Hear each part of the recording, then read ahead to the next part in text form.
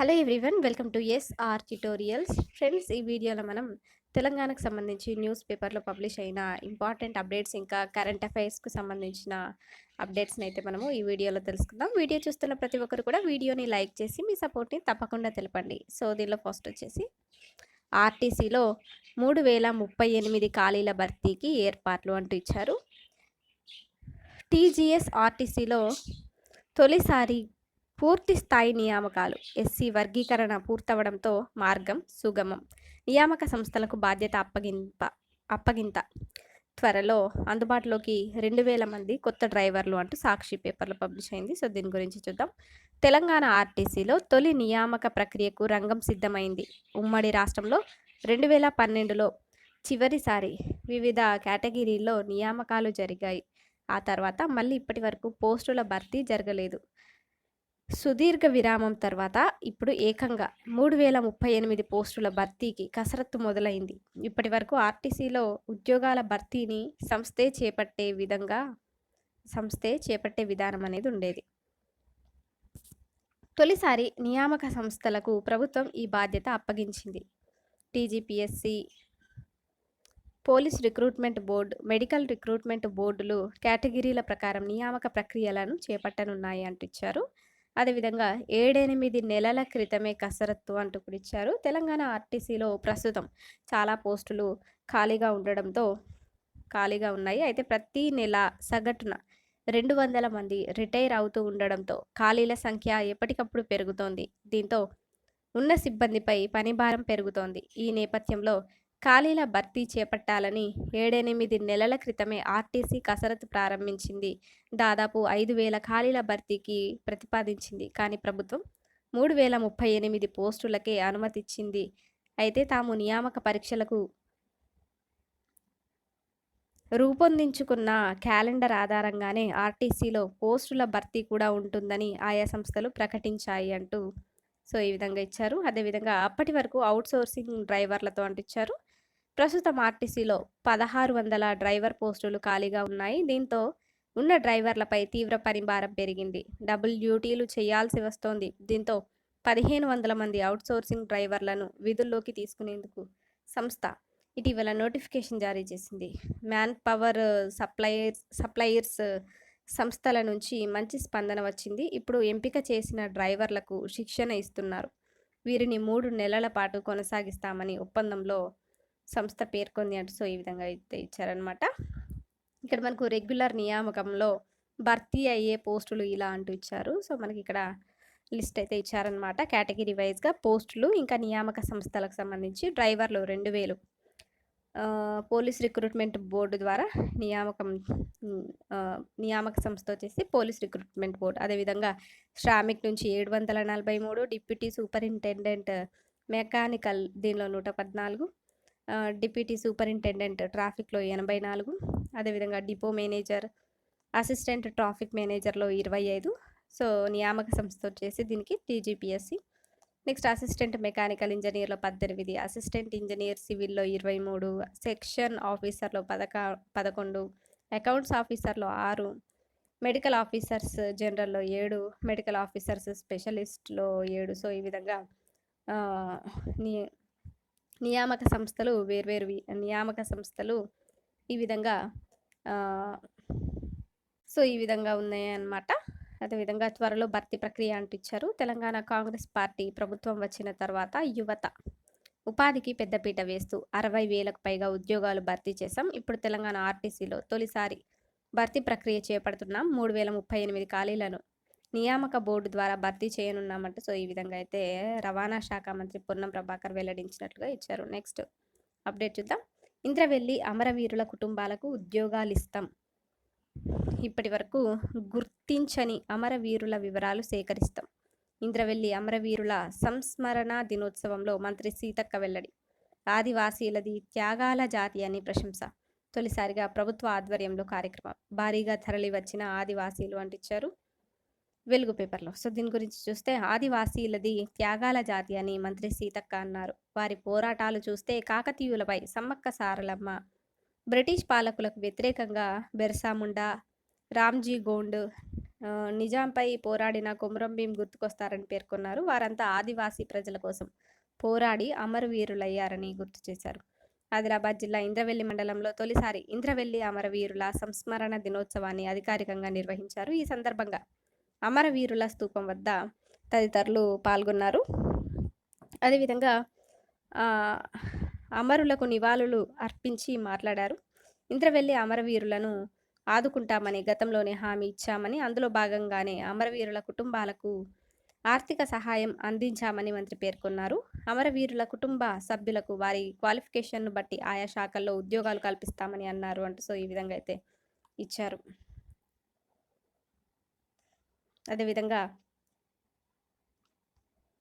అమరవీరుల కుటుంబ సభ్యులకు వారి క్వాలిఫికేషన్ను బట్టి ఆయా శాఖల్లో ఉద్యోగాలు కల్పిస్తామన్నారు. ఆనాడు ఇంద్రవెల్లి ఘటనలో చాలామంది చనిపోయారని, వారి వివరాలు బయటకు రాలేదని, త్వరలోనే ఐటీడీఏ టీఓ ఆధ్వర్యంలో ఎవరెవరు చనిపోయారన్న వివరాలు సేకరించేందుకు కమిటీ వేస్తామని అన్నారు అంటే సో ఈ విధంగా అయితే ఇచ్చారు.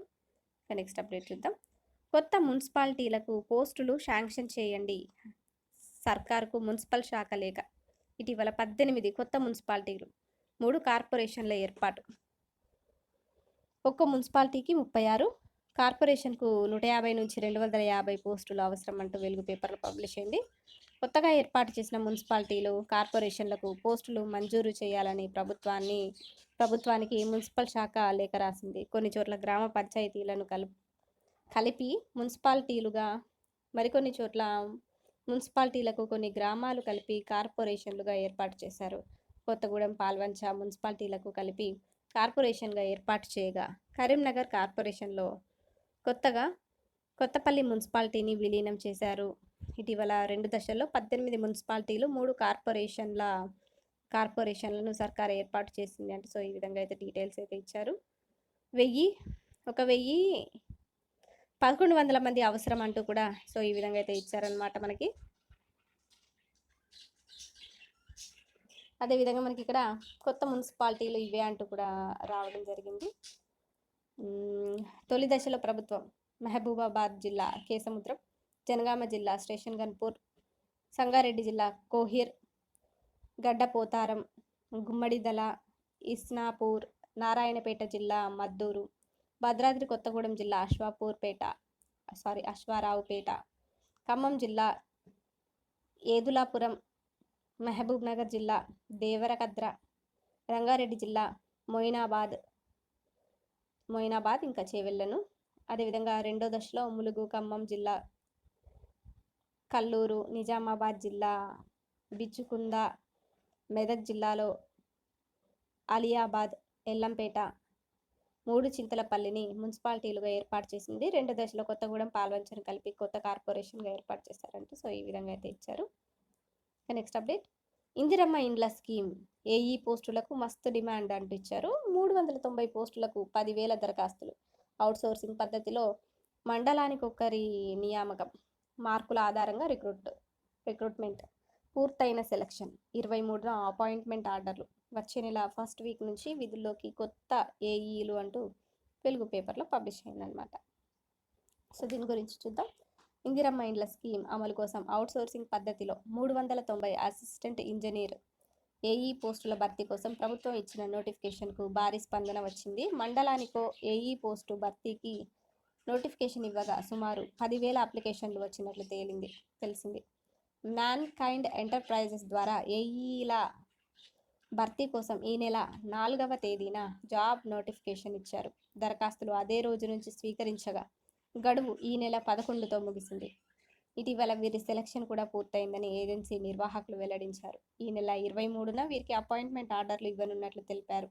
కొత్త ఏఈలకు హైదరాబాద్ మాదాపూర్లోని న్యాక్ ఆఫీస్లో వారం రోజుల పాటు ట్రైనింగ్ ఇవ్వనున్నారు.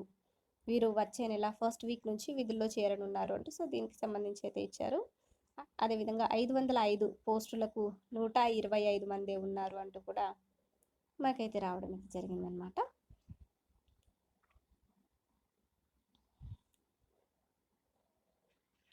ఇక నెక్స్ట్ కరెంట్ అఫైర్స్కు సంబంధించి చూస్తే భారత అంతరిక్ష పరిశోధన సంస్థ ఇస్రో, అదేవిధంగా అమెరికాకు చెందిన యాక్సియం స్పేస్ ఇంకా స్పేస్ ఎక్స్లు కలిసి 2025 మే నెలలో అంతర్జాతీయ అంతరిక్ష కేంద్రంలోకి పంపించే యాక్సియం మిషన్ 4లో వ్యోమగాములతో పాటు భూమి మీద అత్యంత అరుదైన జీవి అయినటువంటి నీటి ఎలుగుబంటి కూడా వెళ్ళనుంది. యాక్సియం మిషన్ను ప్రైవేట్ వ్యోమనౌక క్రూ డ్రాగన్ G213 ద్వారా పంపనున్నారు. మొత్తం 14 నుంచి 21 రోజుల పాటు ఐఎస్ఎస్లో ఉండేటటువంటి ఈ మిషన్లో 4 వ్యోమగాములు ఉంటారు. ఇందులో భారతీయ వైమానిక దళం test pilot group captain Shubhanshu Shukla కూడా ఒకరు అంటించారు. ఇక నెక్స్ట్ కరెంట్ అఫైర్స్కి సంబంధించి చూస్తే దేశంలోని తొలిసారిగా ప్రత్యేక 3D స్వదేశీ సాంకేతికతతో లద్దాఖ్లోని లేహ్లో అత్యంత క్లిష్ట పరిస్థితుల్లో పనిచేసే ఓ సైనిక స్థావరాన్ని ఏర్పాటు చేశారు. సైనికుల అవసరాల రీత్యా లేహ్లో సముద్ర మట్టానికి 11,000 అడుగుల ఎత్తులో IITH సింప్లిఫోర్జ్ క్రియేషన్స్ సంయుక్తంగా దీన్ని నిర్మించారు. దీనికి ప్రాజెక్ట్ ప్రబల్ అని పేరు పెట్టారు. ఓకే, ప్రాజెక్ట్ ప్రబల్ అని పేరు పెట్టారనమాట. నెక్స్ట్ చూద్దాం. Next current affairs. రాష్ట్ర మానవ హక్కుల కమిషన్ SHRC చైర్మన్గా హైకోర్టు విశ్రాంత న్యాయమూర్తి జస్టిస్ షమీం అఖ్తర్ 2025 ఏప్రిల్ 17వ తేదీన బాధ్యతలు స్వీకరించారు. సభ్యులుగా విశ్రాంత జిల్లా జడ్జి అయినటువంటి శివాది ప్రవీణ, ఇంకా విశ్రాంత IAS అధికారి బి కిషోర్ బాధ్యతలను చేపట్టారు. ఇక నెక్స్ట్ చూద్దాం. UGC నెట్ 2025 అంటూ ఇచ్చారు. UGC నెట్ 2025కి నోటిఫికేషన్ వెలువడింది. సో ఇది నోటిఫికేషన్కి సంబంధించి అనమాట. దేశవ్యాప్తంగా ఉన్న వివిధ యూనివర్సిటీలు, కళాశాలల్లో PhD జూనియర్ రీసెర్చ్ ఫెలోషిప్ ప్రవేశాలకు 2025 సంవత్సరానికి గాను యూనివర్సిటీ గ్రాంట్స్ కమిషన్ నోటిఫికేషన్ విడుదల చేసింది. మొత్తం 85 సబ్జెక్టులకు గాను 7 టెస్టులు జరుగుతాయి. ఆసక్తి గల అభ్యర్థులు ఆన్లైన్లో దరఖాస్తు చేసుకోవచ్చు అంటూ దీనికి సంబంధించిన వివరాలు ఇచ్చారు. అప్లై చేసుకోవడానికి మే 7వ తేదీ లాస్ట్ డేట్.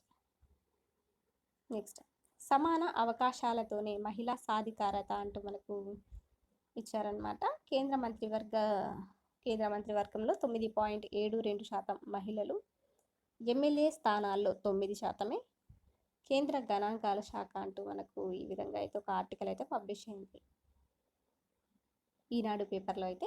ఇక నెక్స్ట్ చూద్దాం. కరెంట్ అఫైర్స్కి సంబంధించి మాల్ జిగేల్ అంటూ ఇచ్చారు. ఆత్మనిర్భర్ పంచాయతీ అవార్డు కైవసం దక్కనున్న ₹1,00,00,000 ప్రోత్సాహకం అంటూ ఇచ్చారు. సో దీని గురించి చూస్తే రంగారెడ్డి జిల్లా యాచారం మండలం మాల్ పంచాయతీ ఆత్మనిర్భర్ పంచాయతీ ప్రత్యేక విభాగంలో జాతీయ అవార్డును కైవసం చేసుకుంది.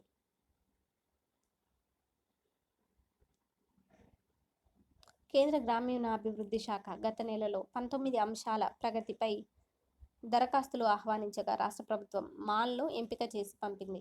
ఈ నెల 11న కేంద్ర ప్రత్యేక బృందం గ్రామాన్ని సైతం సందర్శించింది. ఈ మేరకు అవార్డుకు ఎంపికైనట్లు ఆదివారం ప్రకటించారని అధికారులు తెలిపారు. దీని కింద ₹1,00,00,000 ప్రోత్సాహక బహుమతి లభిస్తుందని చెప్పారు. ఆర్థిక స్వావలంబన సాధించిన పంచాయతీలకు ఈ అవార్డు ఇస్తారు. రంగారెడ్డి, నల్గొండ జిల్లాలకు కూడా రంగారెడ్డి ఇంకా నల్గొండ జిల్లాల కూడలిలో ఉన్న మాల్ గ్రామం ఏడాదికి 70 లక్షల వరకు ఆదాయాన్ని ఆర్జిస్తోంది. పన్నుల వసూలు, పారిశుద్ధ్యం, పచ్చదనం నిర్వహణలోనూ ఆదర్శంగా నిలుస్తోంది అంటూ ఇచ్చారు.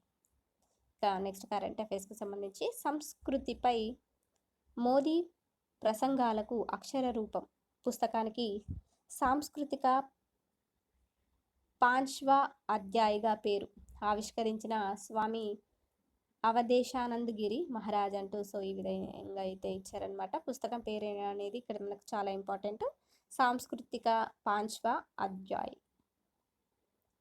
సో దీని గురించి చూస్తే ప్రధానమంత్రి నరేంద్ర మోదీ వివిధ సందర్భాల్లో దేశ సంస్కృతికి సంబంధించిన అంశాలపై చేసిన 34 ప్రసంగాలు పుస్తక రూపం దాల్చాయి. దేశ స్వాతంత్ర దినోత్సవం నేపథ్యంలో ఢిల్లీలో 2015 ఎర్రకోటపై నుంచి చేసిన ప్రసంగం నుంచి గతేడాది వారణాసిలో ఆర్జే శంకర్ కంటి ఆసుపత్రి ప్రారంభం సందర్భంగా చేసిన ప్రసంగం వరకు అందులో పొందుపరిచారు. ఈ పుస్తకానికి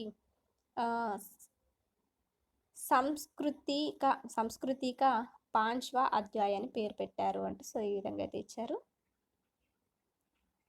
నెక్స్ట్ జూలై నుంచి హైడ్రోజన్ రైలు అంటూ ఇచ్చారు. దేశంలో తొలి హైడ్రోజన్ రైలు జూలై నుంచి పరుగులు తీయనుంది. హర్యానాలోని జింద్ నుంచి సోనీపత్ మధ్య ఇది నడవనుంది అంటూ ఇచ్చారు. హైడ్రోజన్ ప్లాంట్ నిర్మాణం 2 నెలల్లో పూర్తవుతుంది. ఉత్తర railway general manager Ashok Varma ఆదివారం ఈ ప్లాంటును పరిశీలించారు. చెన్నైలో తయారు చేస్తున్న ఈ రైలు పనులు తుది దశలో ఉన్నాయని తెలిపారు. నెక్స్ట్ కరెంట్ అఫైర్స్కు సంబంధించి చూస్తే ఆదిలాబాద్ జిల్లా కలెక్టర్ రాజర్షి షాకు అరుదైన గౌరవం అంటూ ఇచ్చారు. నేడు ఢిల్లీలో ప్రధాని చేతుల మీదుగా పురస్కారం. సో దీని గురించి చూస్తే సివిల్ సర్వీసెస్ డే సందర్భంగా ఆదిలాబాద్ జిల్లా కలెక్టర్ రాజర్షి షా ఢిల్లీలో ప్రధాని నరేంద్ర మోదీ చేతుల మీదుగా సోమవారం అరుదైన పురస్కారాన్ని అందుకొనున్నారు. ఆదిలాబాద్ జిల్లాలోని నార్నూర్ మండలాన్ని బ్లాక్ ఆస్పిరేషనల్ ప్రోగ్రాంలో భాగంగా ఆరోగ్యం, పోషణ, వ్యవసాయం, సామాజిక అభివృద్ధి, మౌలిక వసతుల కల్పన వంటి విభాగాల్లో అభివృద్ధి పథంలో నడిపారు. నార్నూర్ ప్రధానమంత్రి ప్రజాస్వామ్య పరిపాలన ఉత్తమ పురస్కారం 2024 కింద ఎంపికైంది అంటూ ఇచ్చారు. పరిపాలన విభాగంలో అద్భుతమైన పనితీరును కనబరిచినందుకు తెలుగు రాష్ట్రాల నుంచి అవార్డు అందుకోనున్న ఏకైక కలెక్టర్ రాజర్షి షా కావడం విశేషమంటూ సో ఈ విధంగా అయితే ఇచ్చారనమాట. సో దీనికి సంబంధించి డీటెయిల్గా కూడా ఉంది. సో చదువుకోవాలనుకున్న వారైతే చదువుకోవచ్చు అనమాట. ఇంకా నెక్స్ట్ చూస్తే హైదరాబాద్లో ఎకో టౌన్ జపాన్ సంస్థలతో తెలంగాణ ప్రభుత్వం ఒప్పందం, పర్యావరణ పరిరక్షణ మా లక్ష్యం అంటూ సీఎం పేర్కొన్నట్లుగా ఇచ్చారనమాట.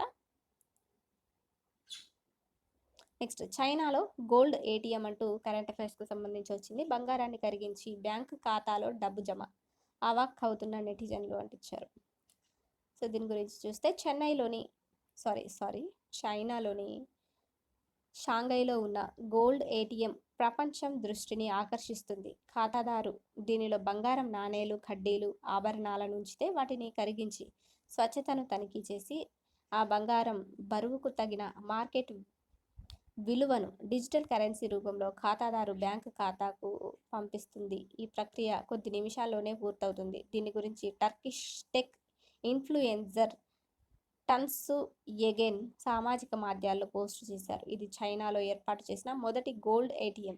ఈ గోల్డ్ ఏటీఎంను చూసి నెటిజన్లు అవాక్ అవుతున్నారు. భవిష్యత్తులో కరెన్సీ మార్పిడి, ఆర్థిక లావాదేవీల్లో జరిగే మార్పుల గురించి చర్చను ప్రారంభించారు అంటూ ఇచ్చారు.